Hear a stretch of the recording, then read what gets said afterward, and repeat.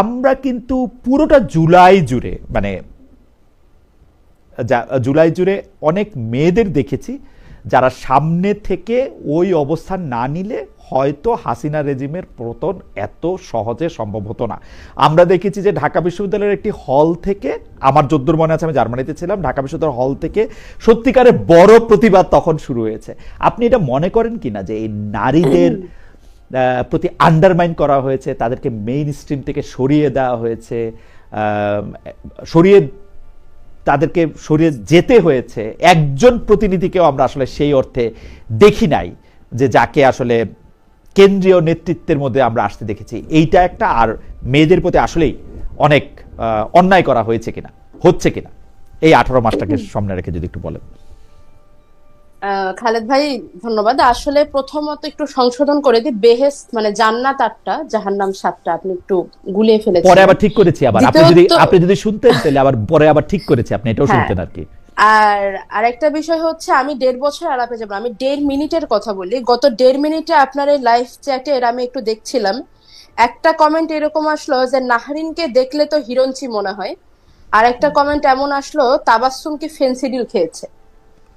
এটা এটা হচ্ছে একটা খুব সংক্ষিপ্ত উদাহরণ নারিনের এগেইনস্টে, যে আমাদের নারিনা খানের এগেইনস্টে প্রচুর কমেন্ট, কারণ উনি আমি মাত্র শুরু করেছি তো, আমারগুলো ধীরে ধীরে আসবে। আমি জাস্ট দুটো, এই জন্য একই ধরনের কমেন্ট তো এই জন্য দুটো উল্লেখ করলাম। এটা হচ্ছে অ্যাকচুয়াল পিকচার, এটা অ্যাকচুয়াল পিকচার। যখন থেকে সোশ্যাল মিডিয়া বাংলাদেশে আর মানে যত বেশি মানুষের হাতে সোশ্যাল মিডিয়া পৌঁছে গিয়েছে, আগে যে ইফটিজিং গুলো পথে ঘাটে হতো, এখন সেগুলো পথে ঘাটের সাথে সাথে সোশ্যাল মিডিয়াতেও হয়। আর গত 1.5 বছরের কথা যদি বলেন, আমি আপনার সামনে অস্বীকার করব না যে হ্যাঁ, গত 1.5 বছরে আমাকে বা আমি আমার অনেক নারী সহযোদ্ধাদের যে পরিমাণ সাইবার বুলিং এর মধ্যে দিয়ে যেতে দেখেছি, এটা তার আগের চাইতে বেশি অসহনীয়। পরিমাণে বেশি কিনা সে আলাপটাই আমি আসবো না, কিন্তু কেন অসহনীয় সেটা আমি একটু বলি। তার কারণ হচ্ছে, আগে আমরা প্রথমত, আমি এই কথাটা এর আগে কয়েক জায়গায় বলেছি, আগে আমরা জানতাম যে কোন পক্ষ আমাদেরকে শেমিং করতেছে, কোন পক্ষ স্লেজিং করতেছে, এটা খুব ক্লিয়ার ছিল। 5ই আগস্টের পর এটা অ্যাটলিস্ট আমার কাছে আর ক্লিয়ার না। আমার কাছে এটা খুবই মিশ্র একটা অডিয়েন্স মনে হয়, বা মিশ্র একটা বট গ্রুপ মনে হয়, যাদের একমাত্র কাজ নারীদের বুলি করা, এবং কোন দলের কোন ব্যাকগ্রাউন্ডের কিচ্ছু তারা দেখে না। এবং এখন 5ই আগস্টের পরে আপনাদের নাহরিন ম্যাম যেমন বললেন, আপা যেভাবে বললেন যে আমরা স্বপ্ন দেখেছি, এই স্বপ্নটা আমরা যারা মাঠের সামনে ছিলাম আমরা আরো বেশি করে দেখেছি। আমার কাছে আপনারা বিশ্বাস করবেন না, এতগুলো খুন, এতগুলো আহত সহযোদ্ধা, জুলাইয়ের ভয়ঙ্কর ওই 36টা দিনের মধ্যেও, ওই 36টা দিন আমি আমার কোন সহযোদ্ধার কাছ থেকে বুলি হই। ওই 36টা দিন যখন লীগের ছেলে পেলে আমাদেরকে বুলি করতো, স্লাট শেমিং করতো, তখন কমেন্ট বক্সে দেখতাম যে আপামোর জনতা সেখানে এসে আমাদেরকে ডিফেম করতেছে, ডিফেন্ড করতেছে, আমাদের হয়ে দাঁড়াচ্ছে, আমাদের হয়ে কথা বলছে। আমরা ভেবেছিলাম মনে হয় একটা পরিবর্তন আসলো। ঠিক 5ই আগস্টের রাত থেকে অপোজিটটা শুরু হয়ে গিয়েছে। তো আমাদের জন্য এটা আসলে হৃদয়ে ভাঙা বেদনার সাথে কোনো অংশে কম না। এজন্য ব্যাপারটা 5ই আগস্টের পরে বেশি অসহনীয় হয়ে গিয়েছে। তবে বুলির মধ্যে দিয়ে আগেও যেরকম গিয়েছে এখনো গিয়েছি, এখন বেশি ব্যথা লাগে, পরিমাণটাও হয়তো কিছুটা বেড়ে গিয়েছে। আর এখানে আলাপ আসে নারী নেতৃত্বকে সামনে আসতে দেওয়া না দেওয়ার ব্যাপারে। আমি একটু জানতে, মানে একটু মাঝখানে এই প্রসঙ্গটা একটু প্রশ্নটা করে রাখি, আপনার কাছে এরকম মনে হয় কিনা যে যে বুলিংটা 5 আগস্টের পরে হইতেছে, সেইটা অনেক বেশি, ওইটা টার্গেট হচ্ছে মেয়েদের পোশাক বা মেয়েরা কি রকম ভাবে কথা বলতেছে সেইটার উপর, এবং সেইটার ক্ষেত্রে এক ধরনের দঙ্গলবাজি আরোপ করা হচ্ছে, সেইটা আপনার কাছে মনে, বা সেইটা আপনার কাছে কখনো মনে হয়েছে কিনা? মানে আমার কাছে দেখুন, 5ই আগস্টের পর ওই যে বললাম ব্যাপারটা বেশি অসহনীয়, মানে আঘাতের পরিমাণটা আগের চাইতে, হ্যাঁ আগের চাইতে বেড়েছে, কিন্তু সেটা হয়তো 19-20, কিন্তু ভাষাটা বা টার্গেটিংটা, ওটার ফ্রিকোয়েন্সিটা আগের চাইতে অনেক বেশি। আর ওই যে বললাম যে এখন কখনো কখনো মনে হয় যে এরা তো একসময় সহযোদ্ধা ছিল। আমি জানি না, যে ছেলেটা আজকে জামাতের পক্ষে লেখে ফেসবুকে, সে এসে যদি আমাকে বুলি করে, আমার মনে হয় যে না, আমরা তো জুলাইতে আমরা তো পাশাপাশি দাঁড়িয়ে আন্দোলন করেছি। ছাত্র দলের যে ছেলেটা, আমরা জুলাইতে পাশাপাশি দাঁড়িয়ে আন্দোলন করেছি, দেশের কোনো না কোনো জায়গাতে সে আমাদের জন্য কথা বলেছে, আমরা তাদের জন্য কথা বলেছি। তারা যখন আজকে এসে লেখে আমাদের বিরুদ্ধে বা এই ধরনের, ধরে নিচ্ছে এদের কোনো রিয়েল আইডেন্টিটি নাই, কিন্তু বট আইডিও তো কোনো না কোনো মানুষই চালায়। তো সেখানটাতে খারাপ লাগে, যে ব্যথাটা বেশি লাগে।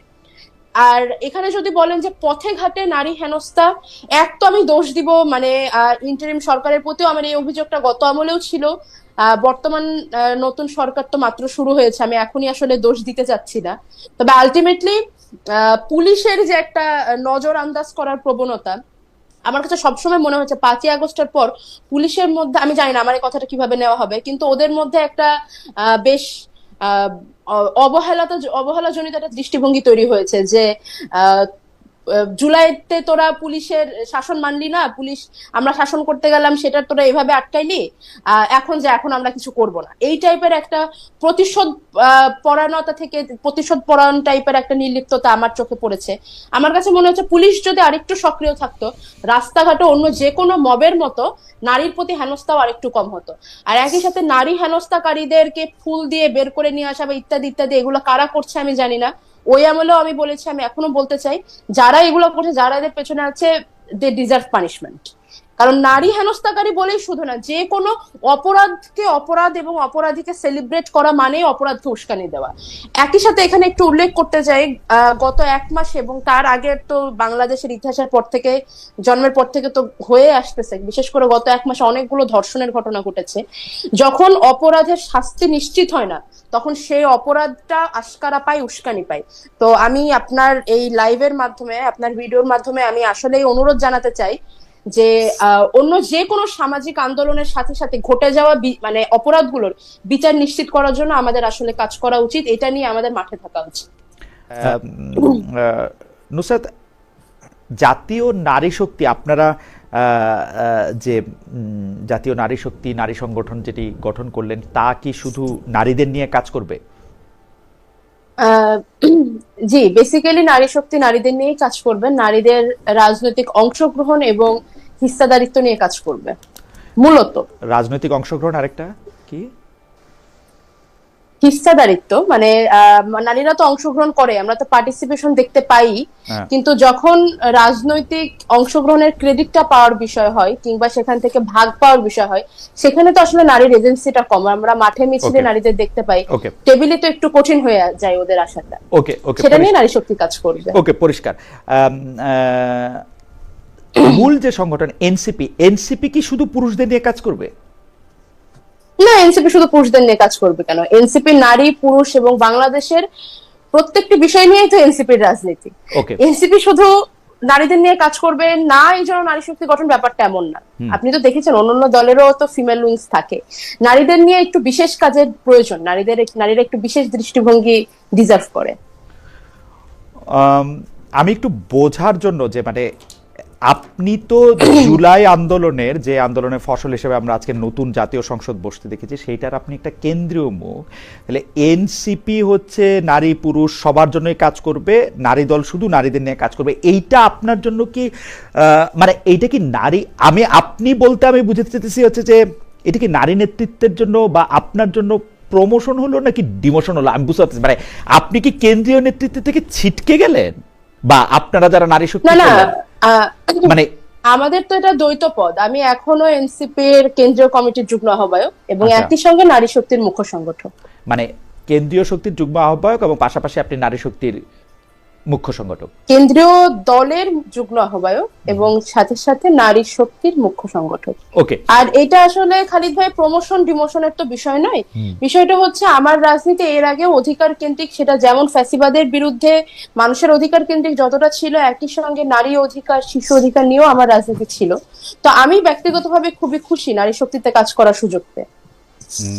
আপনারা কোন মানে পার্টিকুলার কোনো একটা বিষয় বা কোনো একটা উপলব্ধি থেকে কি এই সংগঠন আত্মপ্রকাশ করলো, নাকি আপনাদের আগেই এটা প্ল্যান ছিল অনেকদিন ধরে?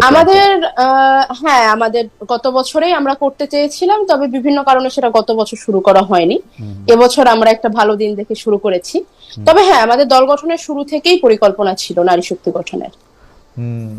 আপনারা কি মনে করেন যে এই সর্বশেষ যে নির্বাচনটা হলো, সেই নির্বাচনকে কেন্দ্র করে আপনাদের নারী নেত্রীদের একটা অংশ সেই নির্বাচনকে কেন্দ্র করে এনসিপির সাথে কিছুটা দূরত্ব তৈরি করেছে, কেউ কেউ এনসিপি ছেড়ে চলেও গেছেন, এইটা কি কোনোভাবে প্রভাব বিস্তার করবে? মানে আমরা যদি বড় নামগুলি বলি, ডক্টর তাসনিম জারা বা ডক্টর তাজনুবা জাবিন বা আরো যারা আছেন, সামান্তা শারমিন ইলেকশন করেন নাই, আপনি কি মনে করেন যে এইটা আসলে এই নারী শক্তিটা করার ফলে তাদেরকে মানে মানে আবার ডাকা বা তাদের সাথে আবার একীভূত হওয়াটা সম্ভব হবে, বা তাদের যে কজটা তারা দেখিয়েছিলেন যে নারীদের কথা মানা হচ্ছে না, আমি জানি না সেইটা কি আসলে ঠিক হবে? কারণ তাদের মধ্যে থেকে আমি এটা বলতে শুনছি যে ব্যাপারটা জামায়াতে ইসলামী না, যে জামায়াতে ইসলামীর সাথে এনসিপি যাচ্ছে বলে যে আমরা আলাদা হচ্ছি, ব্যাপারটা ওরকম না, আমাদের আলাদা, আমরা নির্বাচন করব না এই জোটের সঙ্গে, সেইটা একটা, তারা এটা বলছেন। তখন আমাদের মধ্যে থেকে কেউ কেউ বলছেন যে ব্যাপারটা এরকম হইতে পারে যে নারীদের অধিকার আদায়ের যে রাজনীতিক বা জুলাই আন্দোলনে নারীদের সামনে গেছে, পরে আর দেখা যাচ্ছে না, এটাও হইতে পারে। আপনি কি মনে করেন যে এটা এরকম? দেখুন, আসলে দল থেকে যারা চলে গিয়েছেন, প্রথমত তাদের জন্য শুভেচ্ছা। তারা যেখানেই তাদের রাজনৈতিক জীবন যেভাবে যেখানে ব্যয় করতে চাই, অবশ্যই তারা সেটা করতে পারেন, ব্যক্তি স্বাধীনতার বিষয় তো আছেই। তবে আমি এই ব্যাপারটাতে একমত যে অনেকেরই আসলে হয়তো দল ত্যাগের পেছনে কারণটা ভিন্ন ভিন্ন ছিল, আর এই নারী শক্তিতে তাদের চলে যাওয়াটা কোনোভাবে প্রভাব বিস্তার করবে কিনা সেটা তো আসলে কাজ করতে করতে বোঝা যাবে। তবে পুনরায় যদি কেউ দলে আসতে চান, আমি মনে করি যে আমার দল তাদের স্বাগত জানাতে আসলে প্রস্তুত। আর আমি ব্যক্তিগতভাবে আসলে মনে করি না যে খুব একটা প্রভাব পড়বে। রাজনীতিতে আসলে পোস্টারিং এর যে ব্যাপারটা বা ফেস ফেমের যে কনসেপ্টটা, এটা কিছুদিন থাকে, প্রথম দিকে এটা শুনতে খুব সুস্বাদু লাগে, কিন্তু দিন শেষে রাজনীতিতে কনসিস্টেন্সি একটা জরুরি জিনিস। এবং আমরা মনে করি আমরা এখানে যারা আছি, আমরা সবাই নারীদের নিয়ে, নারী অধিকার নিয়ে কাজ করার মতো, এটা নিয়ে লেগে থাকার মতো অধ্যাবসায় মানুষজন। আমি আশা রাখি যে আমাদের নারী শক্তি খুব সুচারু এবং সুন্দরভাবে এগোবে। ছিল নারীকে, এবং নারীকে তারা একমাত্র না, অনেকগুলো টার্গেটের মধ্যে তেমন নারীকে নানাভাবে ডিমিন করার জন্য আমরা কিন্তু দেখেছি যে এনসিপি থেকেও এইসবের ব্যাপারে অনেক, মানে এনসিপির জন্মের আগে বৈষম্য বিরোধী ছাত্র আন্দোলন, এনসিপি, তারা একটা শক্ত একটা অবস্থান নিয়েছিল। জামায়াতের অবস্থান তো আসলে পরিবর্তন হয় নাই, ব্যাখ্যায় পরিবর্তন এসেছে নানা রকম ভাবে, যেটি ডক্টর নাহরিন আই খান বললেন, এটার সাথে আমি কিছুটা একমত যে ওনারা ব্যাখ্যা পরিবর্তন করেন, কথা না। তো ওইটার মধ্যে আপনার কাছে কি মনে হয় যে জামায়াতে ইসলামের সাথে একটি জোট করা এনসিপির সাথে, এনসিপির জন্য উপযুক্ত হয়েছে, বা আপনারা এটাকে আসলে কিভাবে দেখেছেন, ওই পুরো ব্যাপারটাও যদি বলেন। জি, প্রথমত আমার মনে হয় যে এই প্রশ্নটা করার বেটার পারসন ডক্টর শফিকুল সাহেব এবং নাহিদ ইসলাম সাহেব, প্লাস আমি সেই সমস্ত কয়েকজনের একজন। ধন্যবাদ।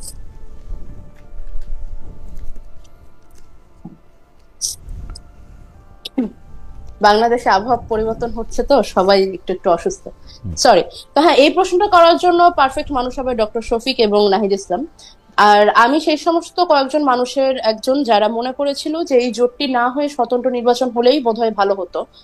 কিন্তু আমাদের অবস্থানটা বা আমাদের এই বক্তব্যের বেসিক কারণটা ছিল পলিটিক্যাল। খুবই তরুণ দল, মাঠে ঘাটে সংগঠিত হওয়ার প্রয়োজন আছে, এবং আরো কিছু পার্টির অভ্যন্তরীণ বিষয় যেগুলা পাবলিক প্লেসে না বলাটাই বাঞ্ছনীয়। তবে যদি আপনি আদর্শের কথা নিয়ে আসেন, তাহলে আমি আসলে মনে করি যে হ্যাঁ, এই নারী প্রশ্নগুলো প্রত্যেকটি রাজনৈতিক দলের, ইনক্লুডিং এনসিপি, অবশ্যই অ্যাড্রেস করা উচিত। এবং এই জোটটি একটি নির্বাচনকালীন জোট ছিল, এতে কিন্তু জামাতের রাজনীতি এবং এনসিপির রাজনীতি এক হয়ে যাচ্ছে না।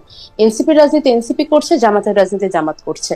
আর ব্যক্তিগতভাবে আমাকে যদি জিজ্ঞেস করেন যে জামাতের এই সমস্ত বক্তব্যের ব্যাপারে আমার কি মন্তব্য, সেক্ষেত্রে আমি বলবো যে বাংলাদেশ একটি তৃতীয় বিশ্বের উন্নয়নশীল দেশ। পৃথিবীর প্রথম সারির যে সমস্ত উন্নত দেশগুলো রয়েছে, সেই সমস্ত দেশের অর্থনৈতিক ব্যবস্থার সাথে আমরাও চাই যে আমাদের বাংলাদেশ একটু ওই পর্যায়ে যাক।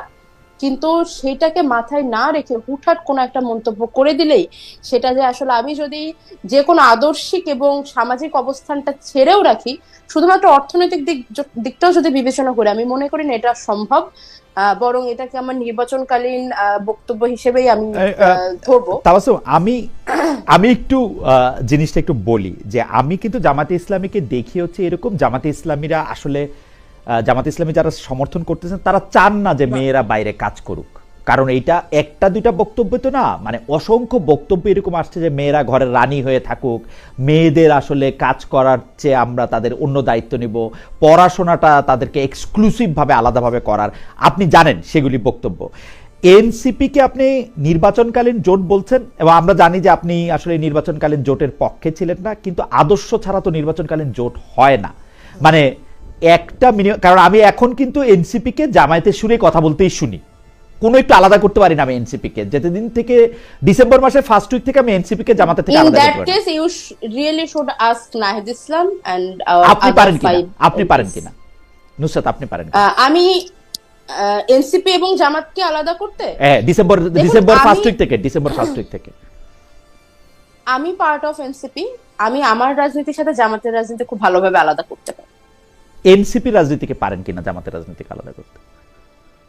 আমি তো এনসিপি রাজনীতিটাই করি, তো হ্যাঁ আমি আমার জায়গা থেকে এনসিপির রাজনীতি খুব ভালোভাবে আলাদা করতে পারি। কিন্তু নির্বাচনের অংশ যারা ছিলেন, যারা নির্বাচন করেছেন এবং এই জোটের সিদ্ধান্ত যাদের, সর্বোপরি দলের সুপ্রিম লিডার যারা, আপনারা বিস্তারিত জানতে চাইলে তাদের সাথে আপনার বসা উচিত, তাদের সাথে আপনার কথা বলা উচিত। না, সেটা তো আর আমার এবং এই নির্বাচন নিয়ে আমার অবস্থান কি সেটা তো আসলে লুকানো না, সেটা তো আমার দলের কাছে এবং আমার দলের বাইরে অন্যান্য দেশবাসী, সাধারণ দেশবাসীর কাছেও সেটা খুব পরিষ্কার। ওকে,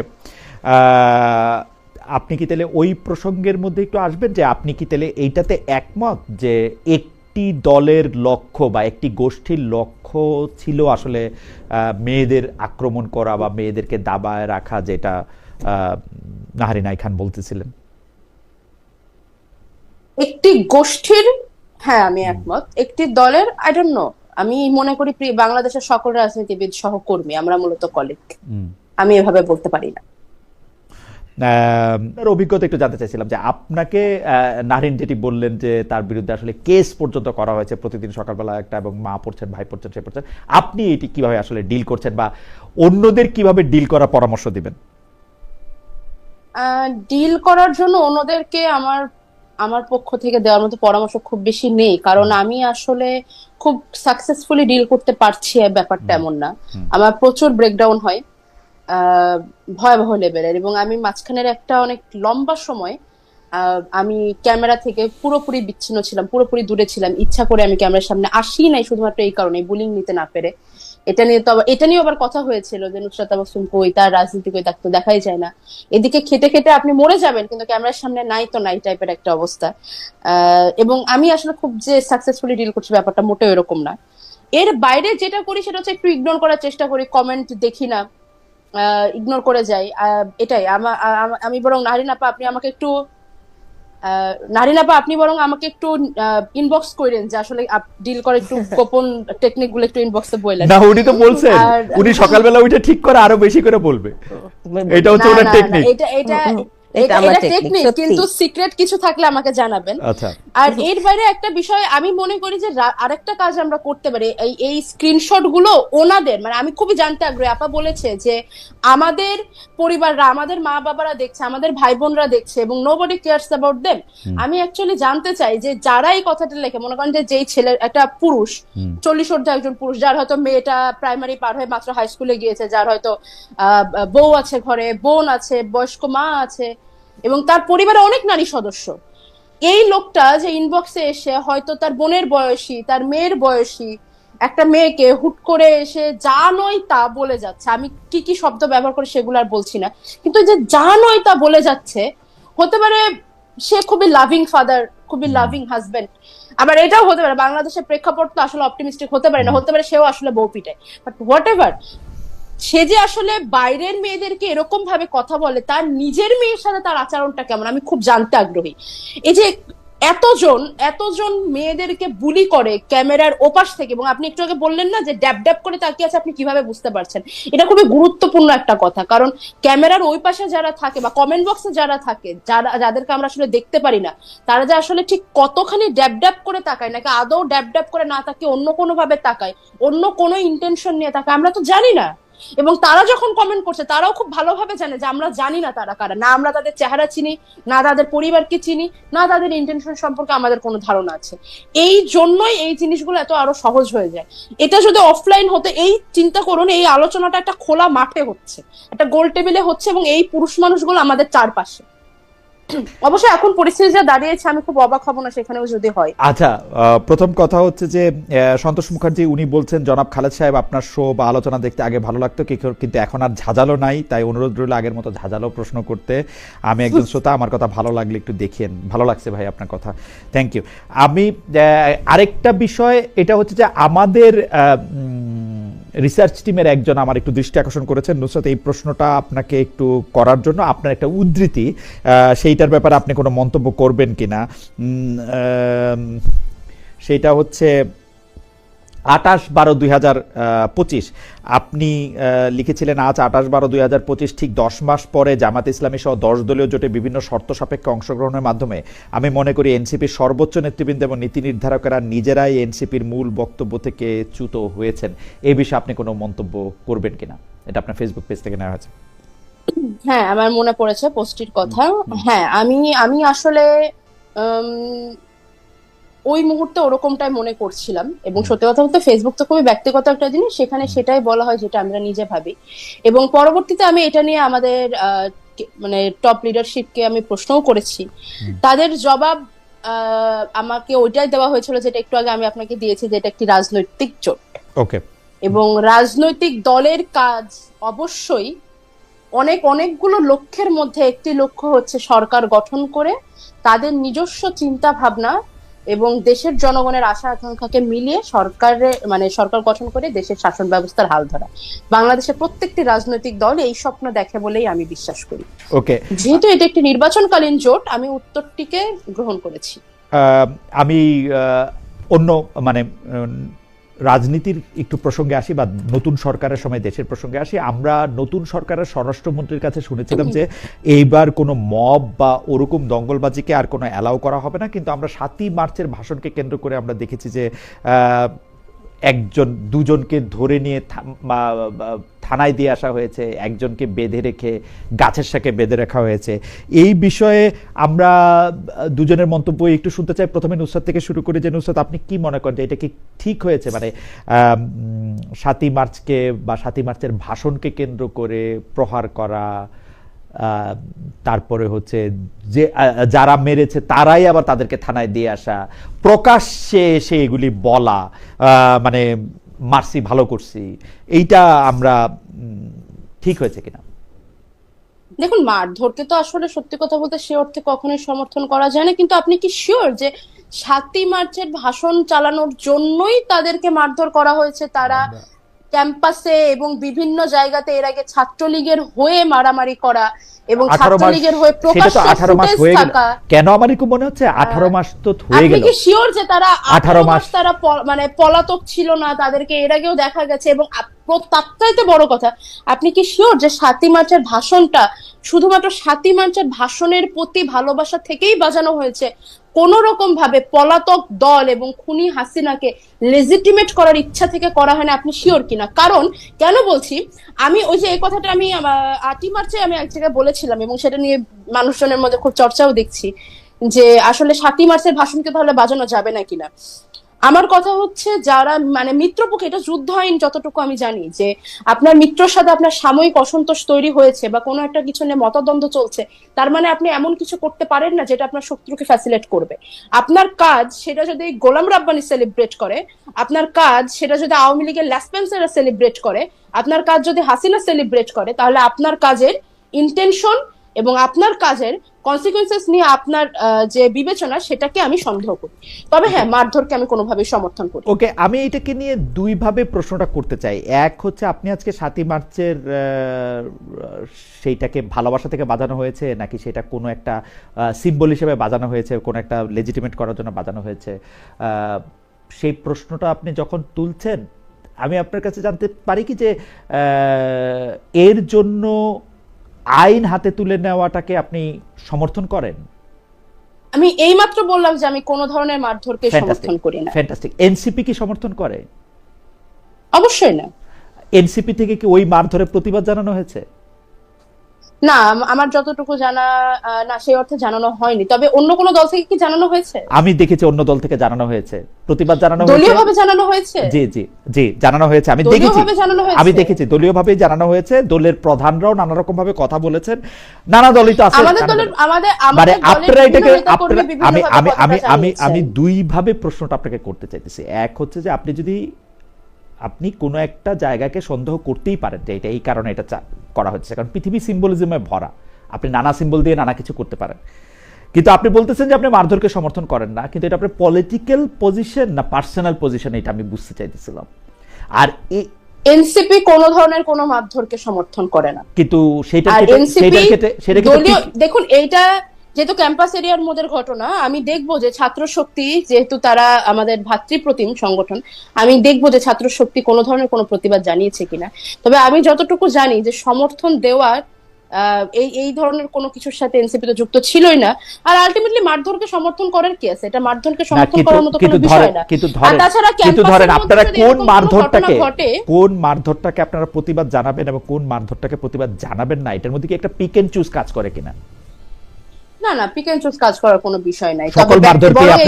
সকল মারধরকে আপনারা ব্যক্তিগতভাবে মানে বরং আমি তো মনে করি ওরা মারধর বা ক্যাম্পাসের মধ্যে যেটুকু সময় নষ্ট করেছে এটা না করে আরো আগে থানায় দিয়ে দেওয়া উচিত ছিল। সেটা আপনি মনে করেন যে আগে থানায় দেওয়া উচিত ছিল, মানে থানায় নিয়ে গিয়ে দিয়ে দেওয়া উচিত ছিল, থানায় ইনফর্ম করা না? হ্যাঁ, মানে ওইটাই আর কি, থানা তো খুব কাছেই, আর ঘটনাটা সম্ভবত শাহবাগেই হচ্ছিল, খুব একটা দূরত্ব না আপনাদের।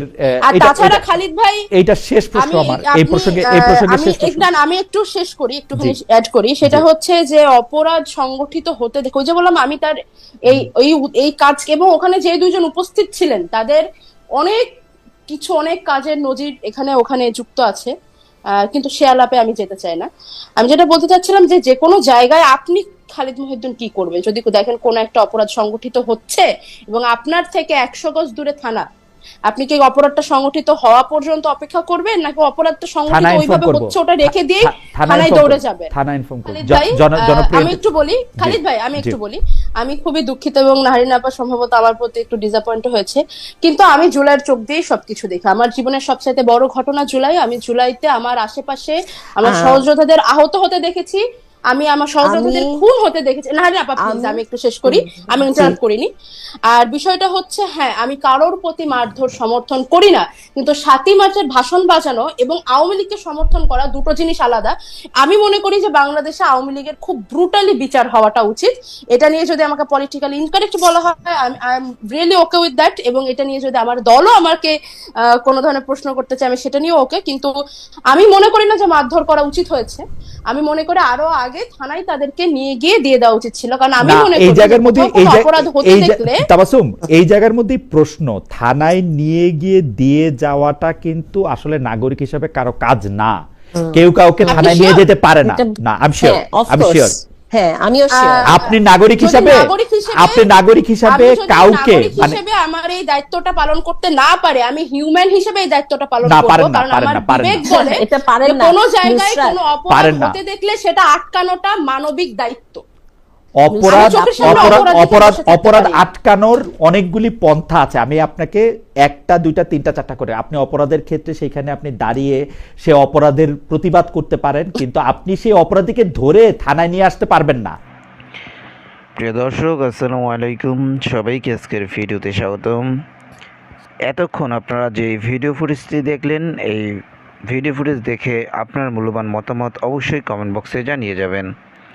প্রিয় দর্শক, বর্তমান বাংলাদেশ রাজনৈতিক প্রেক্ষাপট এবং বর্তমান রাজনীতিতে কি চলতেছে সেটি আপনারা সবাই কম বেশি জানেন, সেটা নিয়ে আর বলার কিছু নেই। তো গতকাল সংসদ অনুষ্ঠিত হয়েছেন এবং সেখানে স্পিকার সহ ডেপুটি স্পিকার নির্বাচিত করা হয়েছে, এবং যেই স্পিকার হয়েছেন উনি কিন্তু ছিলেন বাংলাদেশ জাতীয়তাবাদী দল বিএনপির একজন স্থায়ী কমিটির সদস্য, এবং উনি কিন্তু নির্বাচিত এমপি ছিলেন, প্লাস মন্ত্রিত্বের দায়িত্ব পেয়েছিলেন।